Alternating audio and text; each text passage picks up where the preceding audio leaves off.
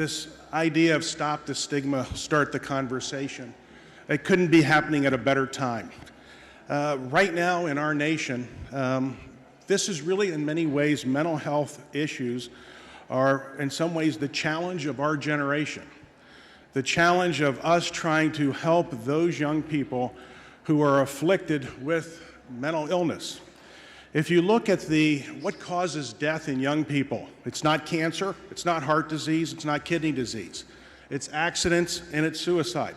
Suicide is now the second leading cause of death. And if you really think about accidents, many times mental health issues play a role in that. So it's really, these are the issues that we're challenged with really to meet.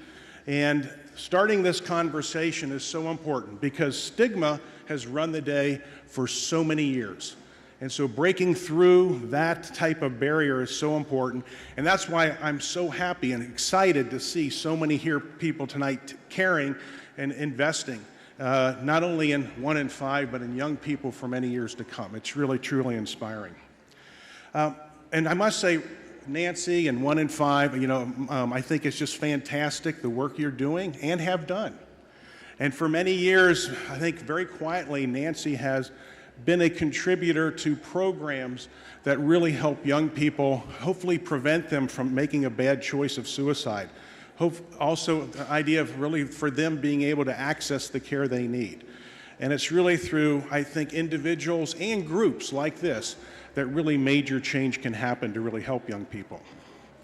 So just to kind of let you know a little bit, 1 in 5 refers to 1 in 5 people do have a diagnosable mental illness. Now, what's even more important in children perhaps is 1 in 10 are disabled because of mental illness. So every classroom you walk into has 2 or 3 young people that are disabled.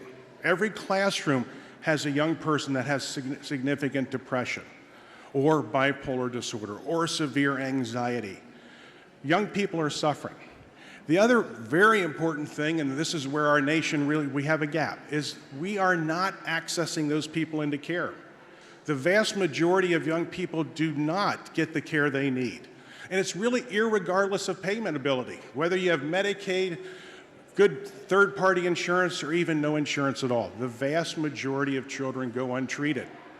And the problem with that is children and families suffer as a result.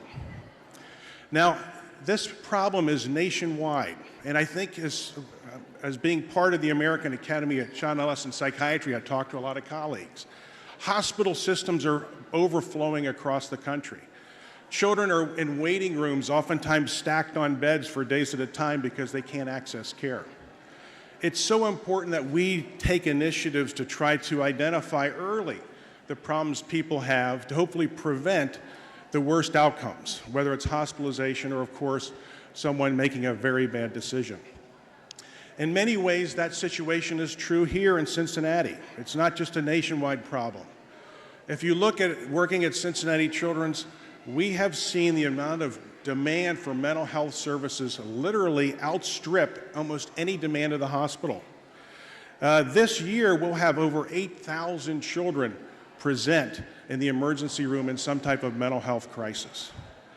I'm on call tonight, and I was rounding at the hospital, and we have well over 100 children in the hospital today. And we have more waiting to get in because this is such an important need. Also, I think locally, we're seeing that many times children are making that bad decision, and we're seeing really an increase in suicide among high school students this year. We'll have to see if this is a new trend or a new situation, but clearly it points out the need for us to take action. And this is why I think 1 in 5, what it does is really, truly a fantastic mission that has direct results in young people's and families' lives. And so I want to say thank you for all the work you're doing with that, Nancy.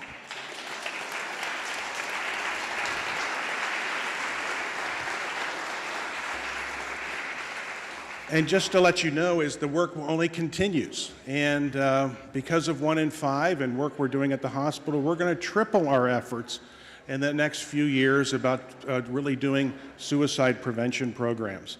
And hopefully use that as the driving force to really bring together a community-wide program that we have input from not only hospitals, but groups like this, other community mental health centers, to do the best we can really to put in place programs to help prevent suicide. And I think, so the outlook of what we can do is very positive, and that's why your involvement here tonight is really so necessary. And I can't say enough, thank you. Thank you for all the work you're going to do tonight, hopefully with bids and things of that nature, but also all the work and giving you'll do in the future. Bringing the community together like this, I think, really will be positive and good outcomes can happen. So thank you very much.